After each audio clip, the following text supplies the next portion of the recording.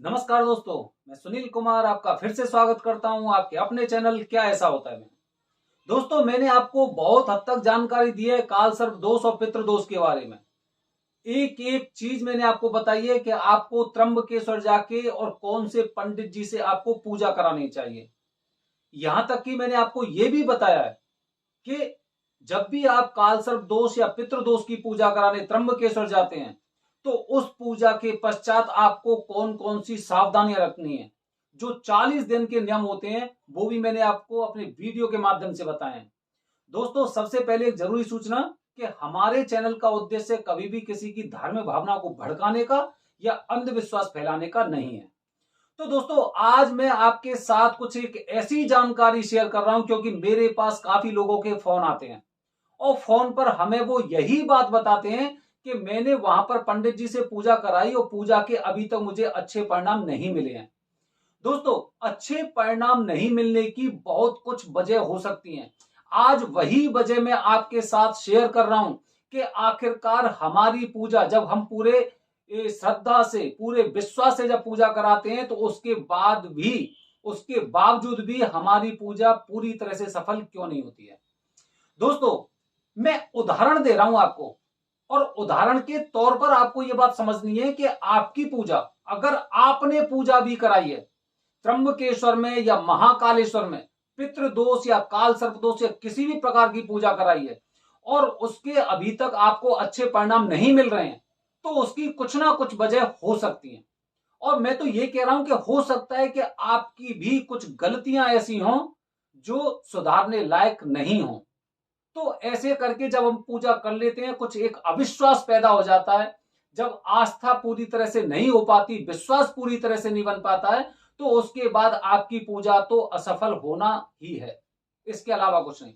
मैं आपको बता रहा हूं, जैसे सपोज करते हैं, एक उदाहरण के तौर पर मैं आपको बता रहा हूं कि आपके घर में किसी की शादी होती है या फिर अगर आपके घर में कोई पंडित जी और कथा बांचने आते हैं, आपने कथा करवाई घर पे और कथा करवाने के बाद वो पंडित जी को दक्षिणा देते हैं।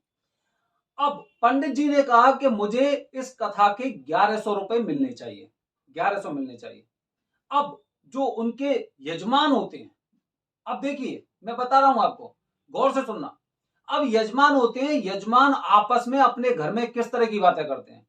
भाई, पंडित जी ने क्या किया है, 2 घंटे में पूजा कर दी उन्होंने और उसके बाद सारी सामग्री तो हमारी होती है, उनका कुछ गया नहीं।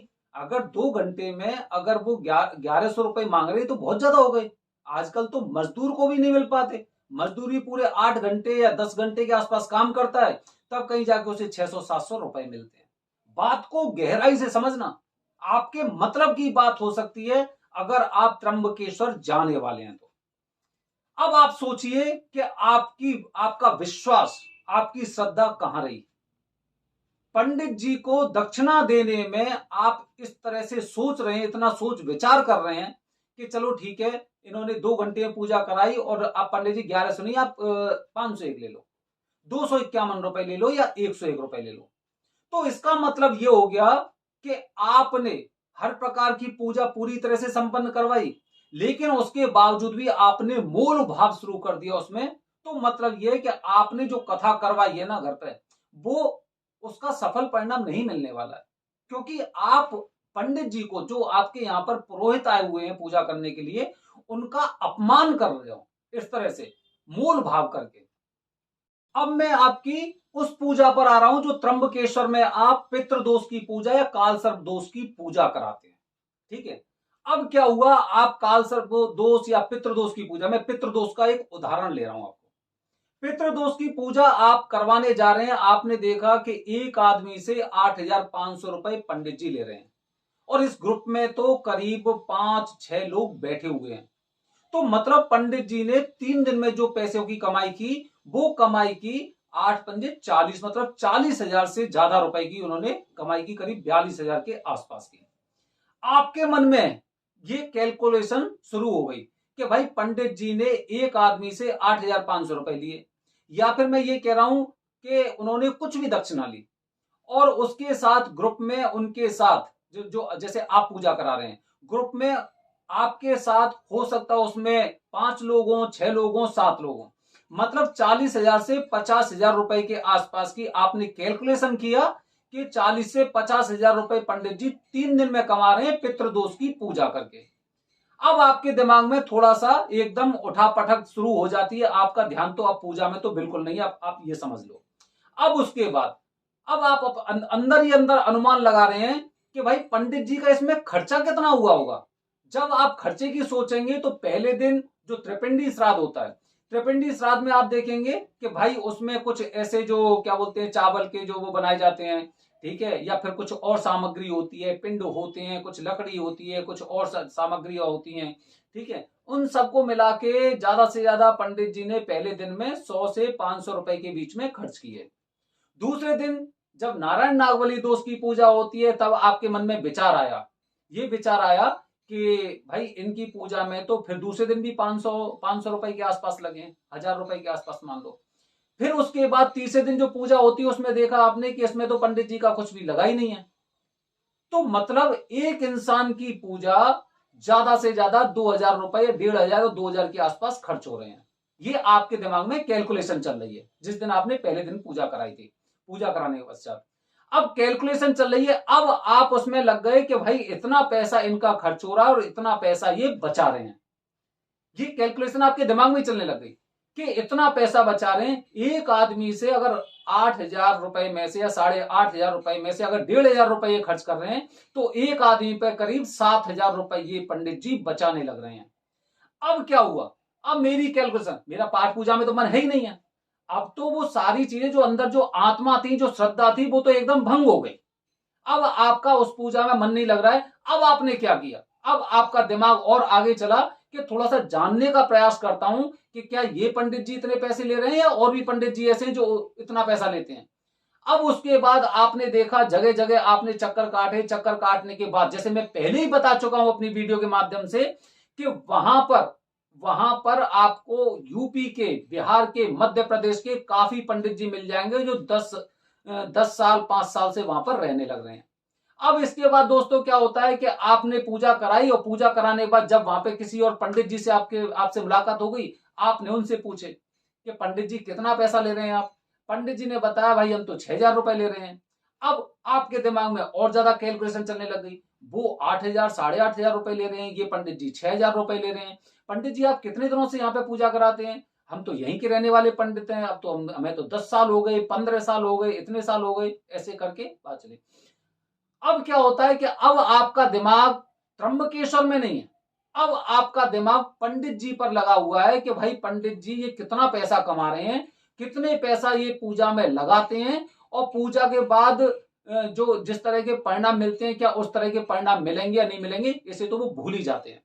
अब दोस्तों आपके मन में जिस तरह से जो कैलकुलेशन चल रही है, आप यहाँ पे क्यों आए थे, पूजा कराने के लिए आए थे। पूजा कराने के लिए आप यहाँ पे आए थे और आप क्या सोचने लग गए कि पंडित जी कितना पैसा कमा रहे हैं, हमारा कितना पैसा पूजा में यूज हो रहा है, कितने पैसे का ये उपभोग कर रहे हैं अपने आप में। सब लोग अपने आप को इस तरह का पंडित जी बताओ, धीरे धीरे करके आपके मन में पंडित जी के प्रति ना हीन भावना शुरू हो जाती है। अब आप खुद सोचिए कि जिन पंडित जी से आप पूजा करा रहे हैं आप उनके बारे में नकारात्मक चीजें सोच रहे हैं, और नकारात्मक चीजें जब दिमाग में चलती हैं दोस्तों तो आपको पता है कि उसका अंजाम कितना खतरनाक होता है। आप पूजा कराने आए हो, पूजा से आपको मतलब रखना चाहिए, पूजा पे पूरा ध्यान केंद्रित होना चाहिए। वो कितना पैसा कमा रहे हैं, कितने पैसे पूजा में लगा रहे हैं, ये आपका काम नहीं है। दूसरी बात और बता रहा हूं मैं आपको, गौर से सुनना। काल सर्प दोष की पूजा, सपोज करो आप काल सर्प दोष की पूजा करा रहे हो, काल सर्प दोष की पूजा अकेले में कितने की होती है, 3100 रुपए की पंडित जी ने बताया। उसके बाद सॉरी ग्रुप में पूजा होती है, अकेले में पूजा कितने की होती है, 11,000 रुपए की।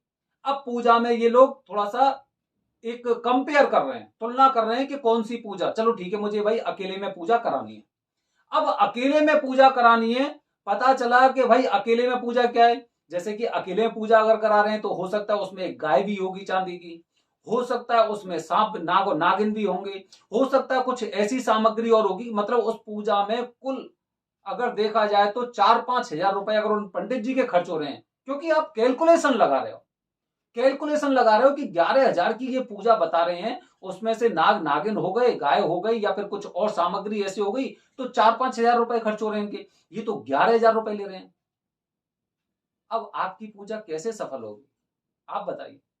भाई पंडित जी ने आपसे तय किया कि मैं इतने पैसे में पूजा कराता हूं, और त्र्यंबकेश्वर में ऐसा निर्धारित नहीं है, निश्चित नहीं है कि ये पंडित जी इतना पैसा लेते हैं। बिल्कुल भी निश्चित नहीं है। आप जब आप जाओ पूजा कराने तो आप वहां पे देखना, एक नहीं 10 पंडित जी से आप बात करना, मैं मेरा दावा है कि आपका पूजा से पूरी तरह से ध्यान भंग हो जाएगा।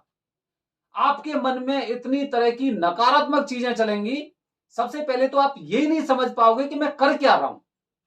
यही दोष है। आपको कैसे मुक्ति मिलेगी, आपकी पूजा कैसे सफल होगी। आपने 10 पंडित जी से वहां पे पूछा और 10 पंडित जी से बात करके आपका दिमाग पूरी तरह से खराब हो गया, और किसी एक इंसान ने अगर ऐसा बोल दिया ये पंडित जी तो यहां के ही नहीं है, ये तो संघ के ही पंडित जी नहीं है, तो इसका मतलब ये मान लो कि वहां पर जिस तरह से मैं आपको बताना चाह रहा हूं कि वहां पर इन दोषों का पूरी तरह से निवारण होता है। लेकिन कुछ इस तरह के लोग होते हैं जो वहां से इन दोषों को अपने साथ पाल के लेके आते हैं, हंसते हंसते। क्योंकि त्र्यंबक ब्रह्मा विष्णु महेश का स्थान है, संगम बोला जाता है, और वहां पर आप अपने पुरोहित और पंडित जी के बारे में जिस तरह की अनर्गल बातें मन में तुम्हारे में आ रही हैं, क्योंकि कॉम्पिटिटर हर जगह होते हैं। आप किसी और पंडित जी से बात करोगे वो कुछ और बताएंगे, जब उन्हें पता चल जाएगा, आप ये मत सोचिए कि वो पंडित जी हैं, हो सकता है उनके काफी जो उनके सेवक हो वो भी आपके पीछे इतने दिनों से लग रहे हो, आपसे जानने का प्रयास किया हो और हर प्रकार की जानकारी आपसे ले ली होगी। वहां पर काफी पंडित जी हैं, बहुत पंडित जी हैं वहां पर, आप किसी के बारे में पता ही नहीं लगा सकते कि भाई ये पंडित जी कौन से हैं। लेकिन आपसे तो दूसरे पंडित जी ने कह दिया। अब दूसरे पंडित जी ने कुछ और तरीका बताया, कुछ और विधि बताई, कुछ और रुपए बताए, इससे आपका दिमाग पूरी तरह से एकदम भ्रष्ट हो गया। आपका दिमाग एकदम बस इसी बात में लगा रहा कि भाई मैंने पूजा तो करा ली, लेकिन इस पूजा में मुझे 3-4 हजार रुपए बच सकते थे, क्योंकि ये जो पंडित जी 11 हजार रुपए में पूजा कर रहे हैं, ये वाले पंडित जी 7 हजार रुपए में पूजा कर रहे हैं, पूरी पूरी, और विधि वही है और चीजें भी वही है। लेकिन आपने ना तो उनकी पूजा देखी है ना इनकी पूजा देखी है, और अगर इनकी 11 हजार वालों की पूजा देखी है तो 7 हजार वाली पूजा तो नहीं देखी ना आपने। लेकिन उससे पहले ही आप पूरी तरह से निष्कर्ष पे पहुंच गए कि भाई मुझे इतना लॉस हो गया, मेरा इतना पैसा खर्च हो गया, मैं इतना पैसा उधार लेके आया था पूजा कराने के लिए, और वो मेरा पूरा पैसा ऐसे ही चला गया, और ज्यादातर पैसा तो मेरा बर्बाद हुआ है। जैसे ही आपके मन में ऐसा विचार आया तो आप समझ लो कि आप यहां पर दोषों का निवारण करने के लिए तो आए थे, लेकिन अपने साथ दोष ऐसे लेके जा रहे हो, क्योंकि त्र्यंबक में ही और वहां के पुरोहित जी के बारे में अगर आपके मन में कुछ नकारात्मक विचार आते हैं, तो इसका मतलब यह समझ लो कि आपको उसका परिणाम भुगतना पड़ सकता है। और परिणाम कितने खतरनाक होते हैं ये शायद आपको अच्छी तरह से पता नहीं होगा, क्योंकि जिन दोषों की वहां पर पूजा की जाती है ना, वो दोष सोचिए वो किस तरह के दोष होते हैं, और न जाने कितने लोगों ने वहां पर दोषों का निवारण करवाया होगा। और वहां पर आप अपने पुरोहित के बारे में ऐसे गलत शब्दों का इस्तेमाल करते हो, इसका मतलब यह है कि आपकी पूजा असफल तो होगी, 100% असफल होगी। उसके साथ ये भी हो सकता है कि आपको उसका खामियाजा भी बहुत बुरी तरह से भुगतना पड़े। तो दोस्तों, पूजा सफल ना होने की बहुत वजह हैं। सबसे पहले आपको अपने मन से उन विकारों को खत्म करना है कि मैंने पूजा करवाई 3100 रुपए में, 3100 में दूसरे पंडित जी ने बोल दिया मैं 1100 में कर दूंगा, बस एकदम मन में विचार आ जाता है कि मैं गलत पंडित जी के पास फंस गया, एकदम विचार आता है। इसीलिए वहां पर मैं बताऊं आपको कि वहां पर छोटे से लेके बड़े स्तर पर पूजा होती है, और जो लोग ये सोचते हैं कि भाई 11 हजार रुपए तो कोई पंडित जी नहीं लेते, तो त्र्यंबक में घूमिए, जो ताम्रपत्रधारी पंडित जी उनसे पूछिए, अकेले में पूजा के 21 हजार 31 हजार 51 हजार रुपए तक लेते हैं। लेकिन उनको वो ये बात समझ में नहीं आती। समझ में क्यों नहीं आती? क्योंकि जब आने वाले भविष्य में किसी का समय कुछ खराब आने वाला होता है, तो भगवान पहले से ही आपकी बुद्धि को इस तरह से कर देता है। तो दोस्तों, वीडियो के माध्यम से मैंने आपको बताया है कि आपकी पूजा कब असफल होती है, ये तो एक चीज बता दी। दूसरी बात, असफल होने की एक वजह यह भी होती है कि आपने अच्छी तरह से 40 दिन के नियमों का पालन नहीं किया है। 40 दिन के नियमों का पालन नहीं किया है, ये भी आपकी एक वजह हो सकती है। दूसरी बात और तीसरी बात और बता रहा हूं मैं आपको कि वहां पर जाकर आपको कुछ ना कुछ, चाहे गरीबों को या ब्राह्मणों को, अपनी इच्छा से दान अवश्य देना चाहिए। अगर किसी को नहीं दे रहे तो आप गाय को हरा चारा खिला दो, लेकिन कुछ ना कुछ एक काम आपको ऐसा करना चाहिए कि वहां पर आपकी आत्मा को संतुष्टि मिले। तो दोस्तों, मैंने अपनी वीडियो के माध्यम से आपके साथ ये जानकारी शेयर की है कि आपकी पूजा असफल क्यों हो रही है, क्यों हो रही है आपकी पूजा सफल। मैं अपने आने वाली वीडियो में आपको बताने जा रहा हूं कि अगर दुर्घटना से अगर किसी की मृत्यु हुई है तो आने वाली पीढ़ी के लिए भी ये एक पितृदोष बनेगा, और पितृदोष की वजह से ये दुर्घटना हुई, और ये दुर्घटना आगे चल के पितृदोष ही बनेगी। धन्यवाद दोस्तों, जय हिंद, जय भारत, हर हर महादेव।